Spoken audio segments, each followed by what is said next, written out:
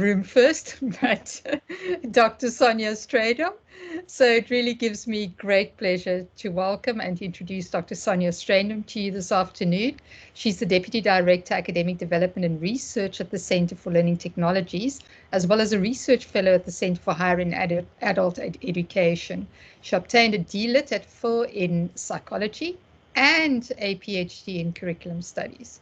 Sonja teaches on various national and international postgraduate courses, and her current research interest is technology-mediated curriculum development, critical considerations in the automated classroom, which we'll hear more about, I'm sure, this afternoon, and digital well-being.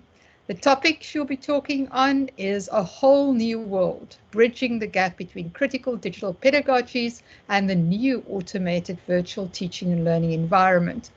And she claims, or she says in her blurb, of course, much has been written about the fourth industrial revolution, automation, and the 21st century skills.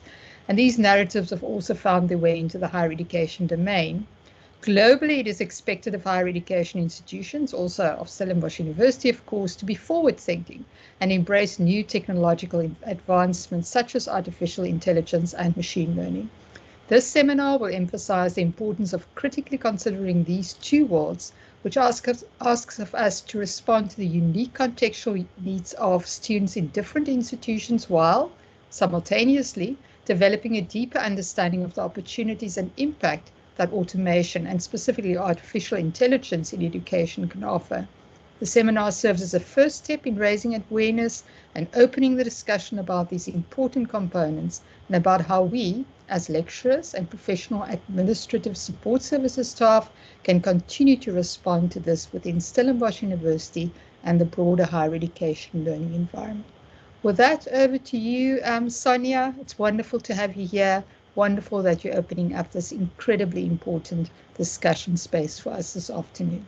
Thanks. Over to you. Thank you so much, Antoinette. I'm just going to quickly share my screen, if that's okay. Perfect. Thanks. I'll tell you when I can see it.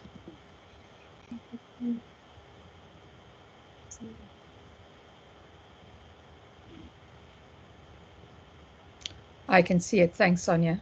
It's not on slideshow, so maybe you just want to go over to slideshow. It's a bit slow this morning. There we go. Perfect. I can see it. Great. Thank you.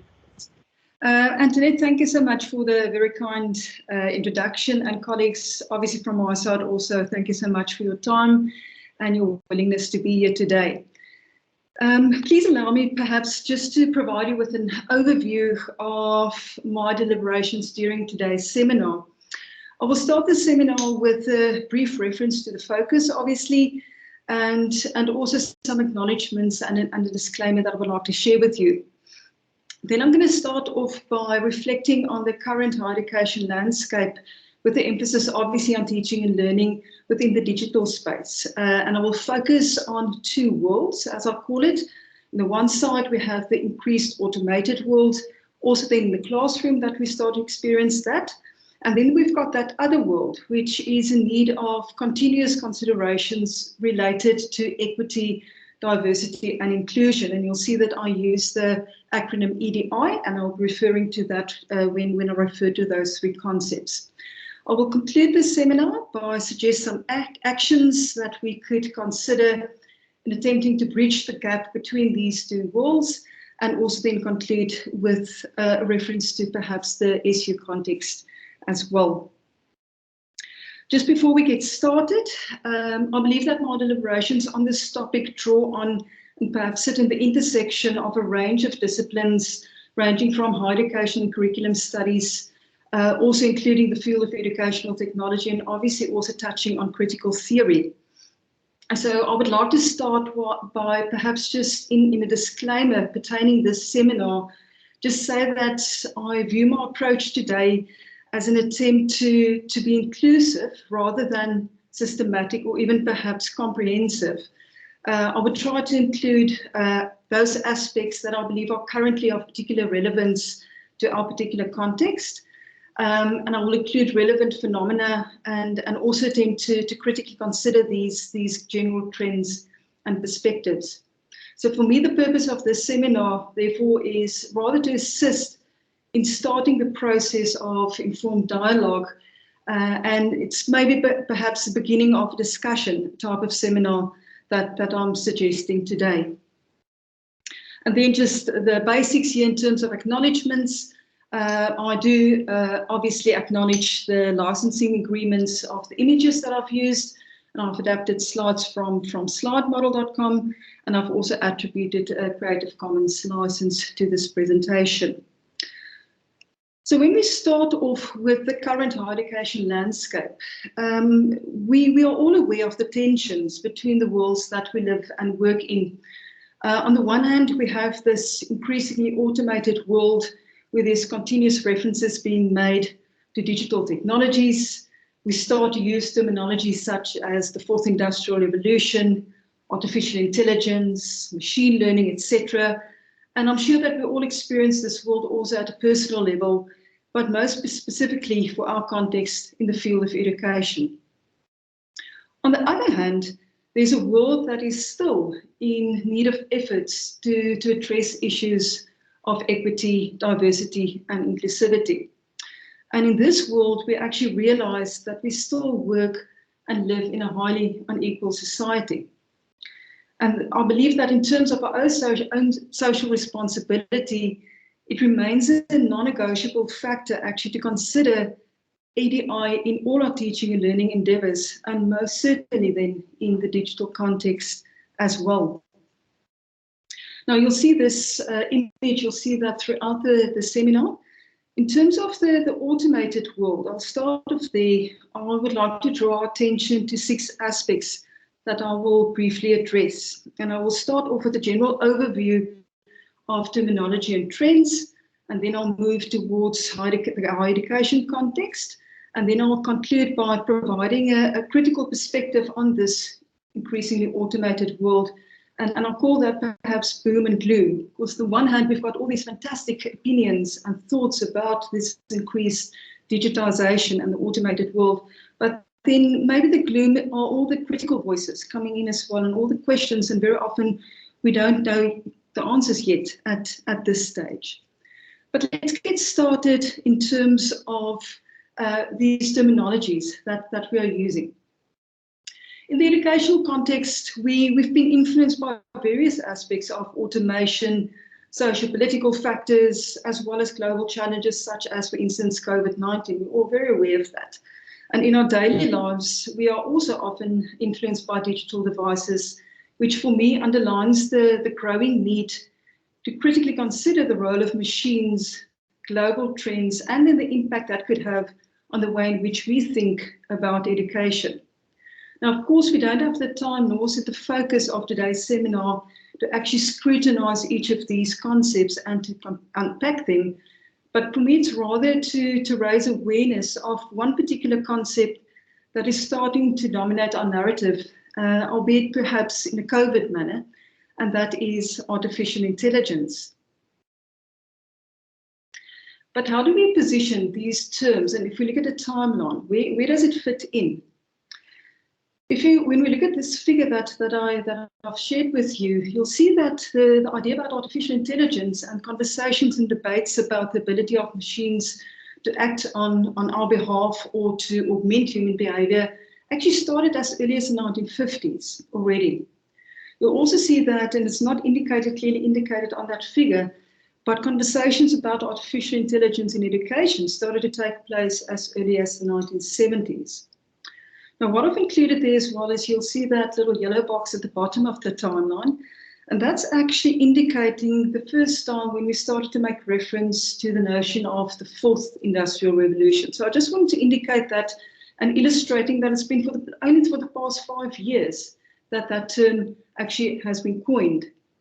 And then that little red box is obviously also then a reference to COVID-19, because I still believe that also the implications of and the consequences of the pandemic pedagogy also moved us towards these narratives and the role of the digital in teaching and learning as well.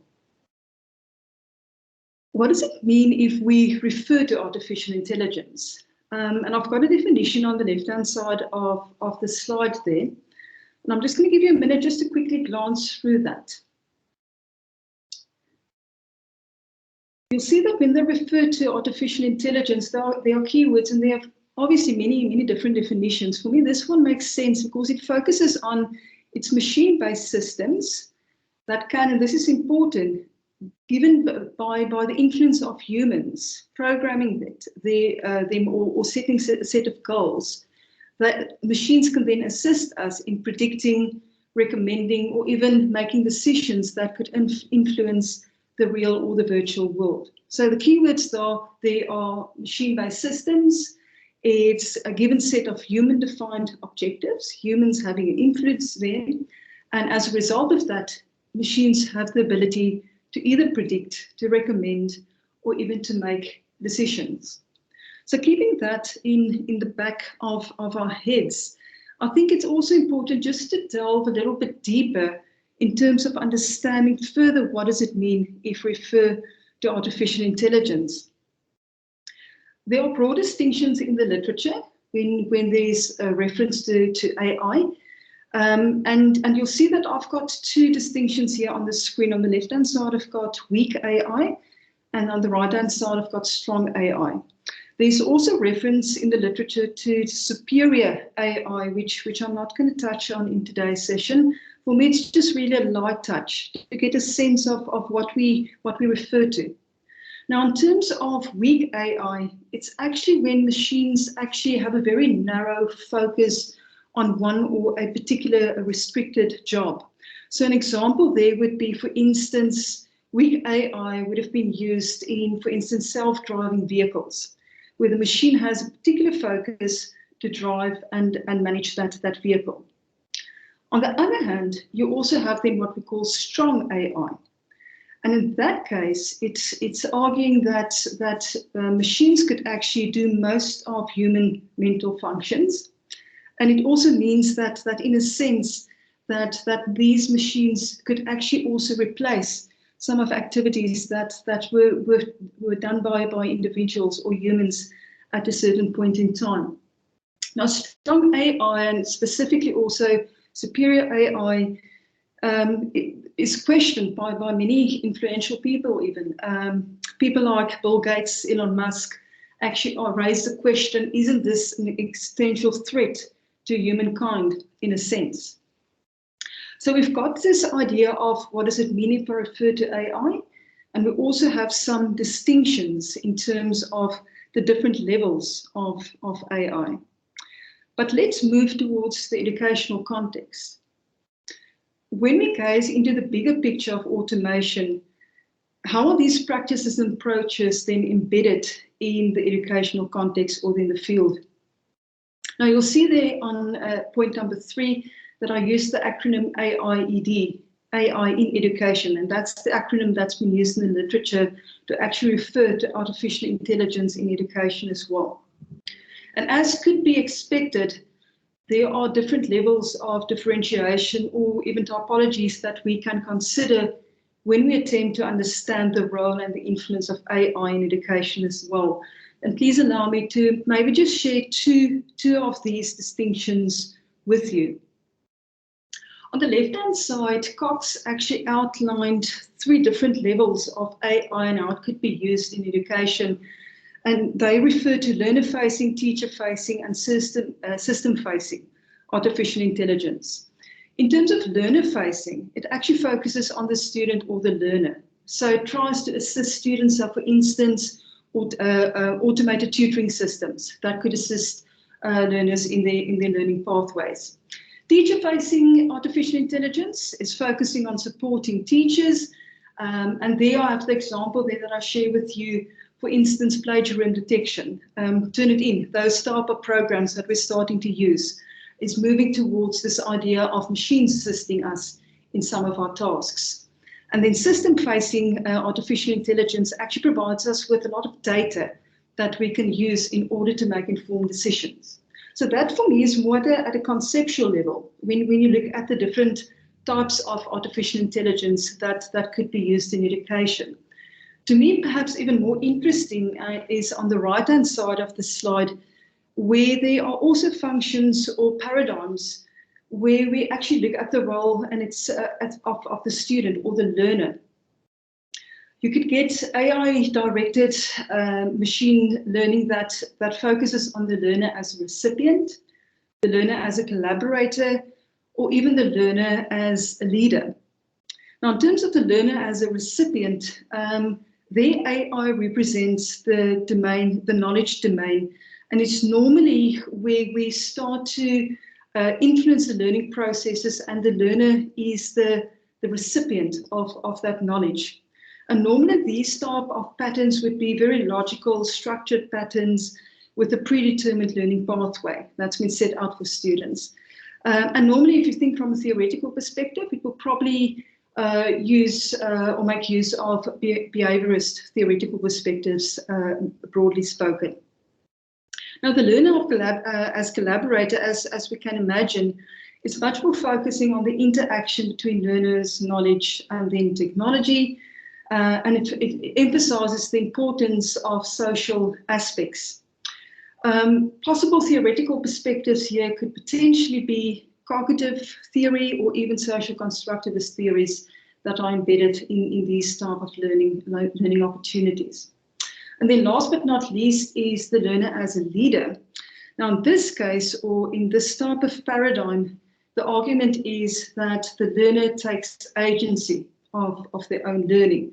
And normally it's that AI has been used as a tool or an approach to augment human intelligence, and AI then forms part of a very complex system with the interplay between learners, teachers, other humans, and as can be imagined, it will probably draw on something such as complexity theory. So what we've done up until this point is just to make meaning of this notion of AI. So we had a look at the definition, what does it mean? And then we looked at a distinction between weak and strong AI. And then we said, right, but how does that translate into the field of education? And we looked at different paradigms that could be of benefit for us in our understanding. What is evident is that in higher education, AI has been globally established for a number of years and has been used in various institutions across the globe. And I'm just going to share some examples with you. For instance, AI has been used in terms of learning other languages. As I've mentioned, automated tutoring systems to assist learners. AI can assist in grading students' work. It's not only multiple choice, there's also evidence of AI being used to assess in essays, which I think is quite interesting.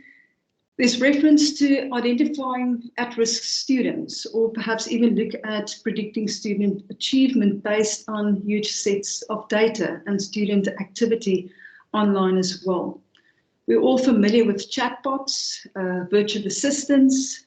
Those are being used extensively already in higher education. And then, of course, learning analytics as well, where we have data and that we respond to these data sets in different ways. Now, based on the previous, it comes as no surprise that the literature as well as our own narratives often highlight the importance and the value of the digital in social as well as educational context, and most certainly also in relation to AI particularly. On the screen, you have two quotes when referring to the boom or the opportunities in terms of AI. And once again, I'm just going to give you a couple of seconds just to quickly glance through that, and then I would like to say something about that. These are two scholars that made mention about the potential of AI in education.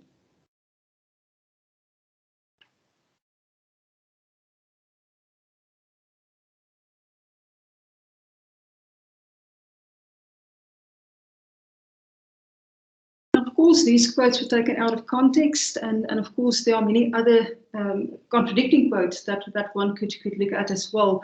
But for the purposes of today, for me, it was quite interesting, these two, For the first one, Becker's quote, we argue that AI help learners gain 21st century skills that support a renaissance in assessment. To me, is that those words were actually quite profound in a sense.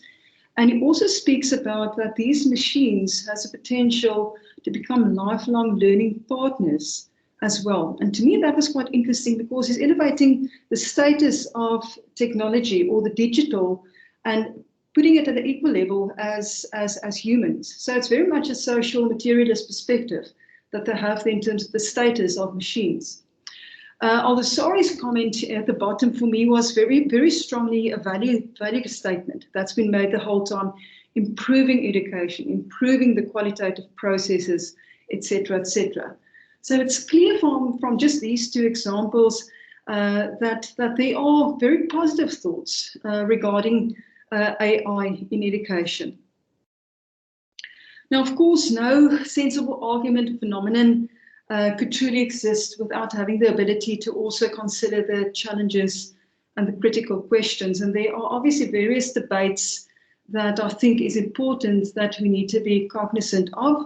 And as I've mentioned previously, there's no way that I could include all of these different viewpoints, but I would like to touch just on three broad themes. On the left-hand side, I would like to make reference to technoskeptics.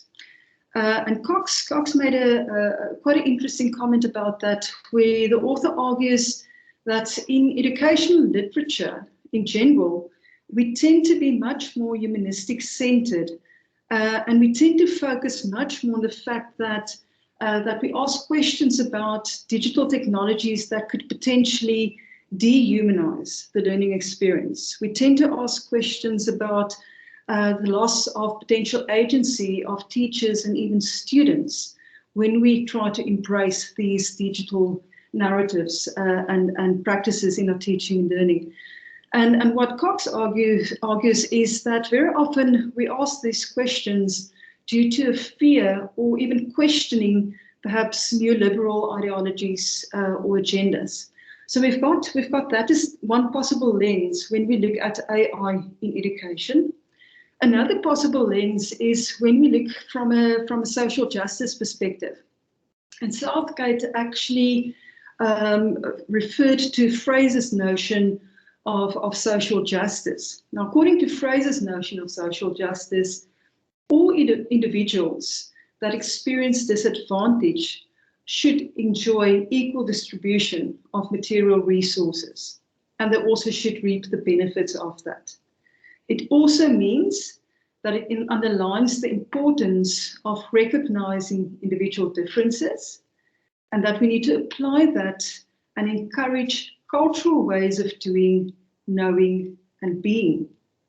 And similarly, that we need to be able and willing to hear others' voices. In other words, we need to provide equal representation where other voices are valued and that they form part of the decision-making process, so that we try to aim to include as many as possible diverse voices and perspectives.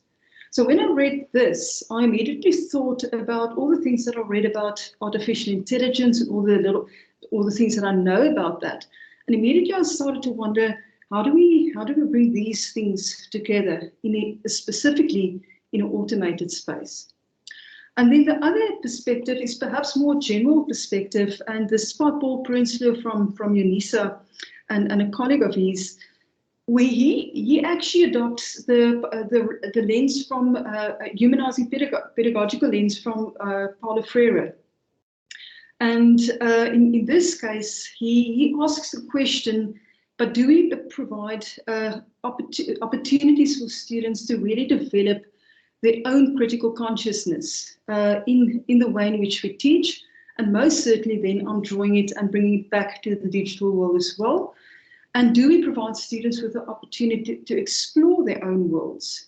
And how do we do that? And I'm asking the question, how can we do that in a digital world where very often there's so much inequality as well when we teach with the digital as well?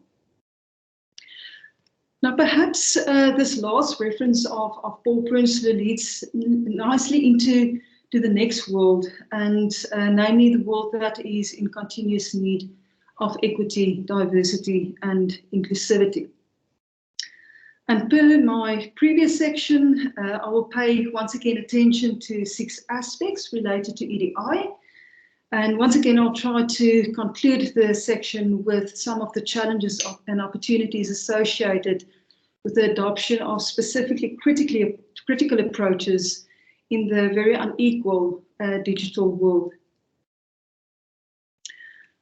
Now, in terms of the South African educational context, it remains, and we all know that, it remains in need of further attempts to address issues of EDA. And one possible way of doing this is perhaps to maybe for many of us reconsider humanizing pedagogies and or then critical approaches in teaching, learning, and assessment. And I would like to start off by briefly reflecting on our current South African higher education context by referring to the voices of some prominent South African scholars in the field of education and also educational technology. And you see the first quote is a reference to Professor Denise Zinn from Nelson Mandela University. The second one is from Professor Laura Czarnowicz from UCT, and the third one also from Professor Czarnowicz and colleagues also from UCT. Now, in terms of the first one, just maybe a little bit of context, and then I'm going to give you a minute just to read through those, because I do believe that the voices of the authors here are perhaps much more powerful than me trying to translate what has been said. Professor Zinn actually started to communicate and actually in that quote started to promote the idea of maybe it's time that in the South African context that we think again and start to embrace humanizing pedagogies again. Laura's reference, the second one, is actually responses to the Fees Must Fall. So it's once again demonstrating the unequal society that we currently live in. And the last one is a response on the COVID-19 period. So for a minute, I'm going to give you just time to just quickly glance through those 3 quotes. And I think that is enough in terms of understanding the current South African educational context.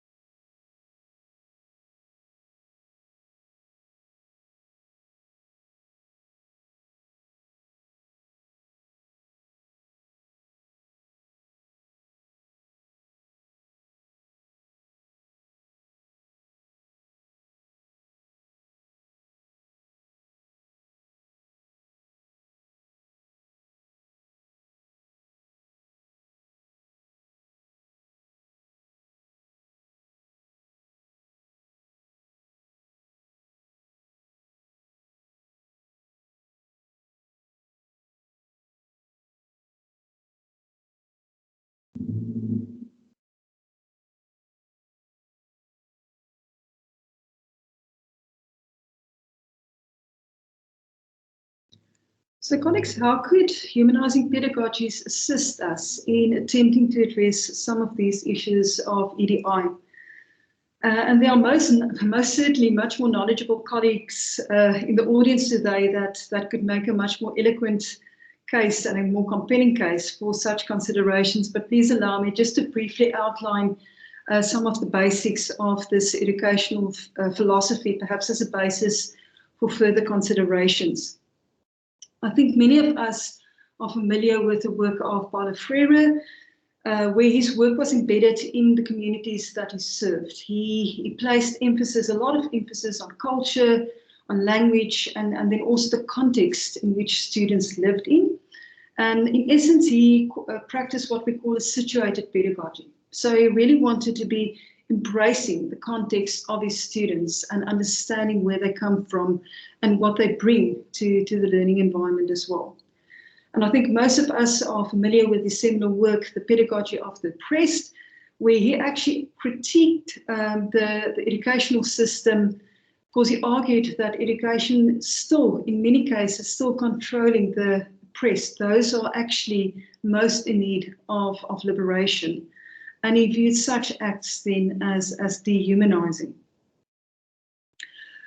So as can be expected, Our next challenge then is if we argue that humanizing pedagogy still have a place in our practices and the way in which we think about education, our next challenge then in my mind is how do we translate or transfer or perhaps even reconceptualize such practices then and these philosophical orientations into a digital space.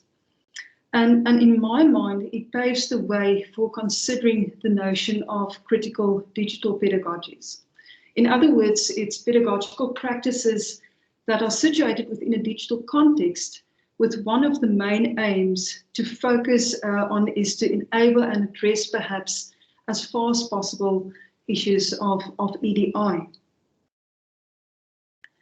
And of course, by no means are we ignoring many of the current challenges that we do experience in terms of online learning.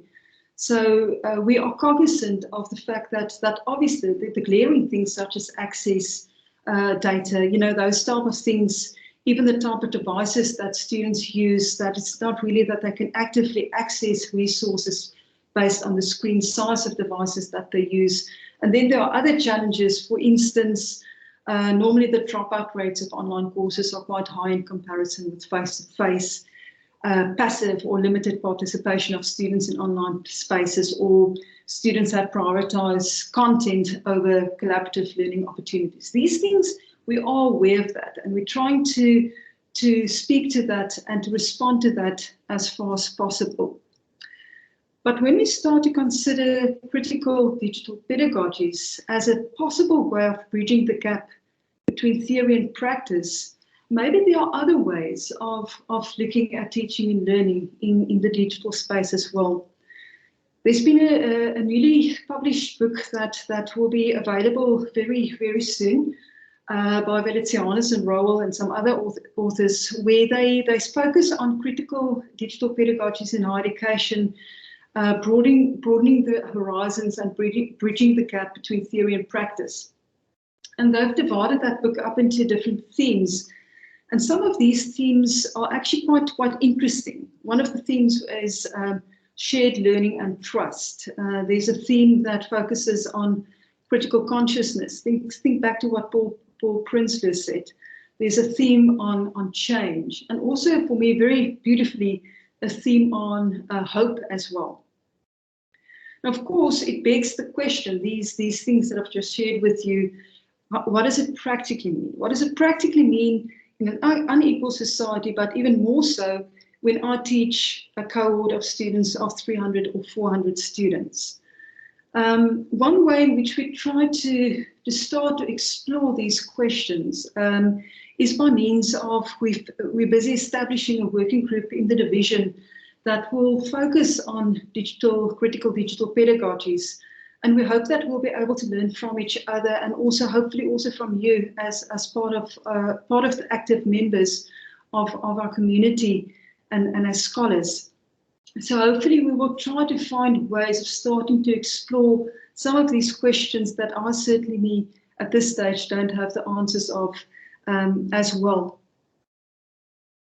But for me, by embracing critical digital pedagogies, perhaps we have a renewed opportunity to reconsider maybe the purpose of education with a digital lens. And I know we're doing it on a daily basis in terms of our daily practices, but perhaps it's time, an opportunity for us to once again rethink education, the purpose of education when adopting these critical digital pedagogies.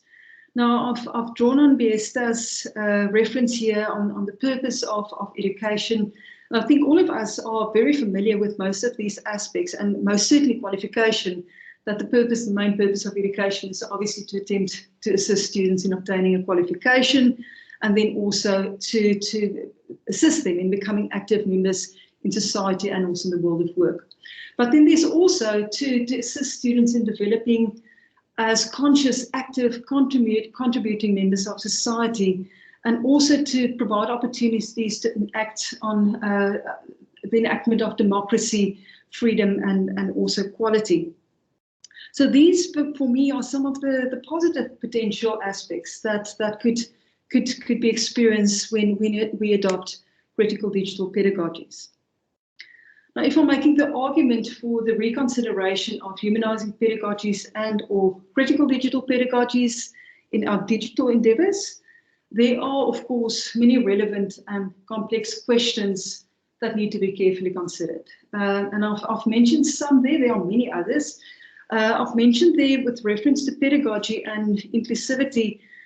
Please, if you have the time, Nelson Mandela actually did a webinar series on humanizing pedagogies, and I'm referring to a webinar by Dr. Sarah Black and also Professor Mehta during that webinar series, where Sarah actually questioned the whole idea of that we need to think very carefully about technology-mediated pedagogical moments, which I found beautifully pedagogical moments that we need to reconsider.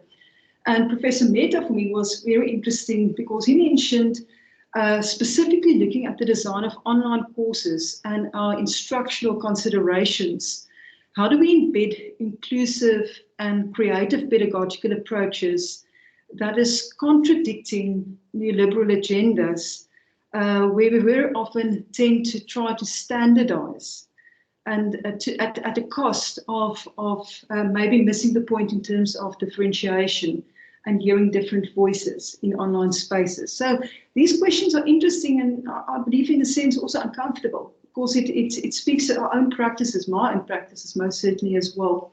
And then in terms of Freire, of course, if we think of humanizing pedagogies, and there are many other scholars obviously that are looking at the critical perspectives, but you know, in terms of situated pedagogies, the way that you truly understand the group of students that you work with, how do we translate that, as I've said previously, into the digital space? Now, colleagues, I do believe that we are approaching a highly challenging but also potentially fulfilling period when we start to consider active and sensible ways in which we can try to bridge the gap between these two worlds. For instance, in my mind, the moment when we start to identify the gaps in the literature and identify further areas for further development, specifically in terms of AI in education, perhaps then we'll be able to start to embed criticality when we start report on AI in education. Perhaps this is an opportunity for various role players to actually also to get involved in considering the ethics of AI in education. That's, by the way, one of the huge gaps in the literature at this point in time and also in practice is the fact that there's no reference really in terms of the ethics, the sharing of huge data sets, etc. Maybe it provides us with the opportunity for interdisciplinary research where there's deeper engagement with this topic. And there are subjects that there's an awful lot of work being done already, you know, in computer science, digital humanities, etc. But there are many other subjects that are lacking behind in terms of that. And the voice of educationalists could enrich this narrative by attempting to foreground theory in scholarly work. One of the main points of critique of artificial intelligence in education is that there's a lack of alignment between AI and educational theory. And then, of course, the voices of the South are currently hugely underrepresented in this field of AI in education. And more importantly, also then the attempt to embed critical perspectives in these discussions and then debates. How do we enable these discussions and debates and philosophical contemplations in our own institutional context? Please allow me to conclude perhaps with suggesting some possible ways forward. Maybe we could start by advocating in-depth conversations and dialogue and perhaps also professional development practices that could stimulate further discussions, especially most certainly from faculty, from the learning and teaching division, and also I believe the student support context as well. Maybe we can start to think of things such as how do we make use of AI in our institutional context? How can we approach or how can we prepare students for AI in a rapidly changing world? For me, which is really important, is also to develop opportunities for students to understand the increased datafication of their lives and how do they manage that and respond to that.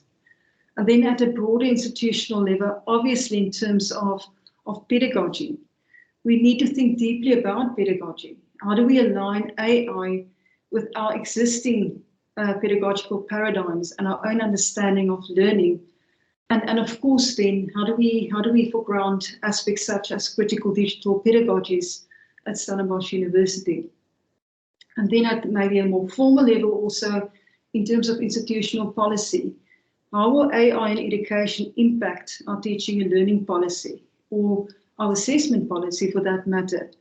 Is it time, if we haven't started yet, is it perhaps time to work towards a policy of ethics of AI at our institution, or policy in terms of datafication and how we're thinking of utilizing and using it as an institution?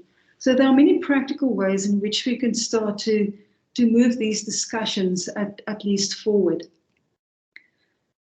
Colleagues, to conclude, I think that Neil Selwyn very eloquently reminds us of the fact that educational technology needs to be understood as a knot of social, political, economic, and cultural agendas that is riddled with complications, contradictions, and conflicts. In my mind, that does not, however, imply that we cannot raise to the challenge in order to continue to approach this world, both worlds actually, with a sense of innovation and curiosity, but that we also remain deeply aware of our social responsibility in our way forward. Thank you so much. Colleagues, these are the references or the reading list. I know it's incredibly small, so please let me know just drop me an email if you're interested in the reading list, and I will be able to share that with you. So thank you so much for your time and for participating in the seminar. Thank you, Antoinette. Thank you very much, Sonja. And thanks, colleagues, for some of the chats that were coming in as well. If you don't mind, Sonja, I'm going to allow a few questions, if you're willing to answer a few questions or maybe comment on a few questions, as you would wish. Charmaine, I see you on camera. Would you like to ask a question? I see Ronald Dupré. Let me just see, my chat disappears. It says, thanks, Sonja, for a very interesting let me just read this. Interesting presentation. I have to move to another meeting. Thanks for attending, Ronald. Any questions, comments, colleagues? Please put up your hand. No problem, Charmaine. I thought it was the wrong button. Absolutely no problem. Any questions or comments? I think, Sonja, you presented some really challenging ideas, opened up the conversation by presenting the theoretical grounding as well. But I think also at the end presented some really concrete ways of engaging in this debate, or ways into it, or lenses to use to actually get into bridging that gap. I see Michelle asked, what about virtual reality? Michelle, do you maybe want to elaborate on that?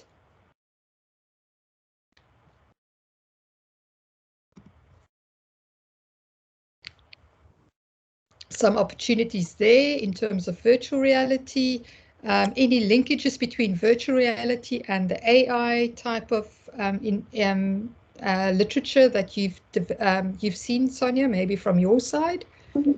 There are, Michelle, there are alignments or there are links between virtual reality, augmented reality, and then also AI. So AI is basically a broad system. So virtual reality, and the way in which I understand it is that virtual reality will fall under the umbrella of AI.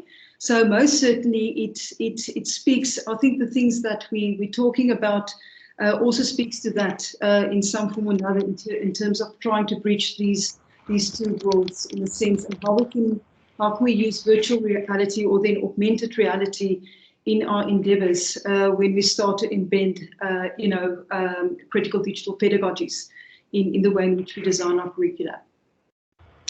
Thank you, Sonja. Thank you so much for that. Yes, I see. Go ahead. I think in terms of language learning, there's also much to explore with regard to virtual reality. Definitely. And it's an interesting thing, Michelle, when I spoke about the examples of language learning and also learning a new language, one of the examples that they mentioned in terms of AI in our education is also the fact that they they've mentioned the opportunities of a global classroom. Because the moment when AI start to assist us in learning languages, then that so-called language barrier potentially can fall away, and that you can open up your classroom to other students across the globe as well. I haven't read much into that, but there are references of that as well. Thank you very much for that, Sonja, and also Michelle for your questions. I want to hand over to Giles Graham. I see your hand, Giles. Please go ahead. Thank you very much, Sonja. I really enjoyed that. And I'm a lawyer, but I'm teaching in the industrial psychology department.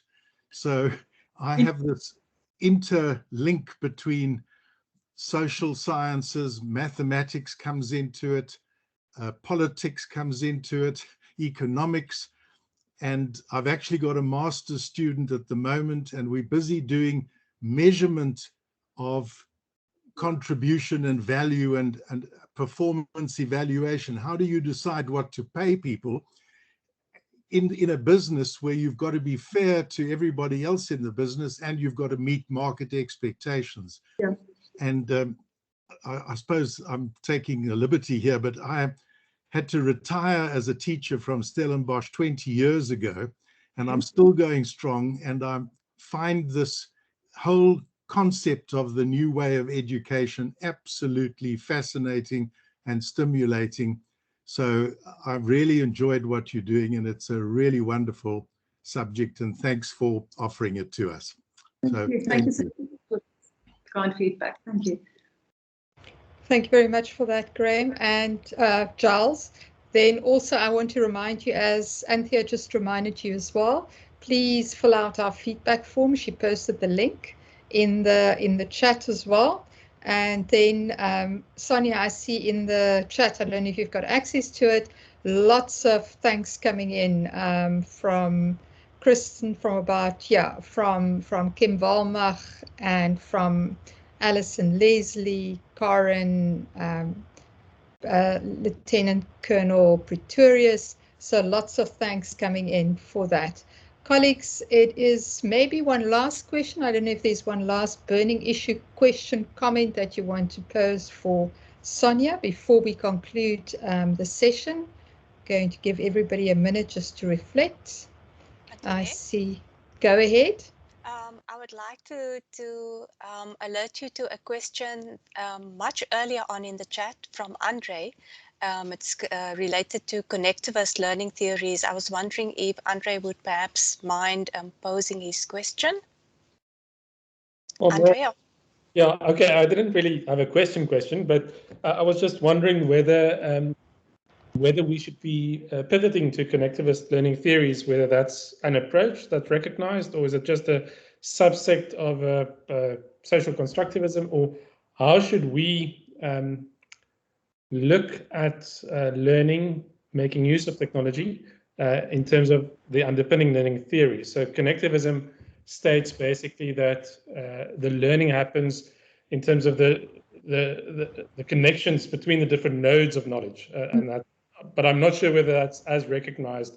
It's something that George Siemens posed long ago. I'm not sure whether it's a thumbs up or a thumbs down. I don't know. Andre, thank you for that comment. Obviously, I'm not at liberty to say whether it's thumbs up or thumbs down. It is well known, and it's a well-established theory of learning connectivism. It's growing in popularity in the literature, most certainly.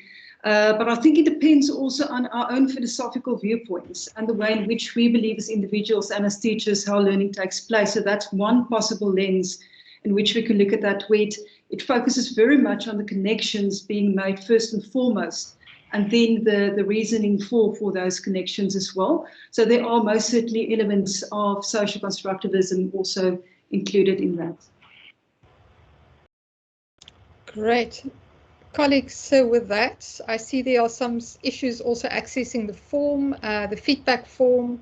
I think, Anthea, maybe afterwards we can, if there's an issue now, then we can just send the link to the form to all the participants afterwards as well.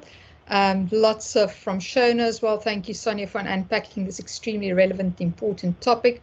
I also cannot open the feedback form. Claudia, thank you, Sonja. That was amazing. So I think all that's left for me, colleagues, before we go all to our next meeting, is to say a huge word of thanks to Sonja for tackling, I think, a really, really challenging, controversial topic, opening it up for us, dealing with the difficult questions of equality, equity, all of those issues that I think, as Laura also said in her quote, came into such sharp focus during COVID-19. So we feel got to use this technology, but what about so bridging that gap and bridging those two worlds, and also then making very practical suggestions, both for higher education, but then also a potential way forward in terms of the questions, the issues we should be tackling at Stellenbosch University specifically. So I really hope, Sonja, today is the first of many discussions about this topic, and we hope to have you again at some stage in terms of taking leadership as well on this topic. So lots of pom-poms going. I love this. I don't know who posted that. Oh, it's LZ, typical LZ. Well done, LZ, my favorite cats. So with that, I'm concluding the seminar. If you can't access the form, Anthea will send us another link afterwards. Lots of clapping, appreciation. Thank you very much, Sonja. Please, colleagues, little blurb for next year. We're having these learning and teaching enhancement seminars again next year, 4 of them focused on different topics. Please, please, please join us again next year and enjoy your December holidays whenever that arrives. Thanks so much, colleagues. Thanks, Sonja. Thank you for your time. Bye-bye. Bye-bye. Thank you, Sonja. Thanks, Antoinette. Thanks, colleagues. Bye-bye. Thank you, Anthea. Bye-bye. Dankie julle. Ja, Tot ziens. tot ziens.